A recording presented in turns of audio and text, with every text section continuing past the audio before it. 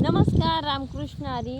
आणि आता उन्हाळा संपत आलाय, आता पेरणीची वेळ आलेली आहे. तर आता शेतातले कामांची घाई सुरू झालेली आहे आणि काम आवरायचं नाव घेणं, पाणी पाडायची वेळ झालेली आहे. कारण आपण हे चवळी भेंडीचं जुगाड लावलं होतं, पण ते काही आपल्याला जमलं नाही.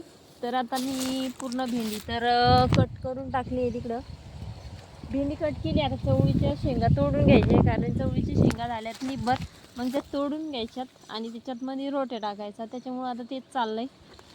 खर्च खूप झालाय, कमाई नाही झाली त्यातून काही, पण काय आपण कोणतंही करून बघतो, पण ते करायला जातो एक आणि होतं एक.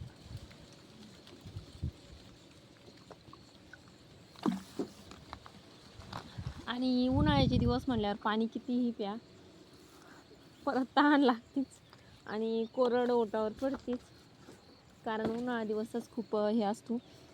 तर आता आपल्याला म्हणजे मी तोडली 2 तास तोडले, तर आता परत थोडी पाणी प्यायला बसले होते आणि आता परत तोडायची आहे चवळी. कारण निब्बर चवळी तोडून घेऊन ती वाळू घालायची, म्हणजे कसं आपल्याला चवळी कामी येईल. कारण रोट्या घातला तरी ते सगळंच बारीक करणार आहे, पण आपल्याला ते वाया जायला नको वाटतंय त्याच्यामुळं. तर शेंगा बघा, छान अशा शेंगा आहे निब्बर. इथं गवत झालंय, तिकडे एक गवताची काडी नाही आहे, पण काढून टाकावं लागणार आहे. आता कसं बरसरीत काय करावं याचं. तर चला बाय.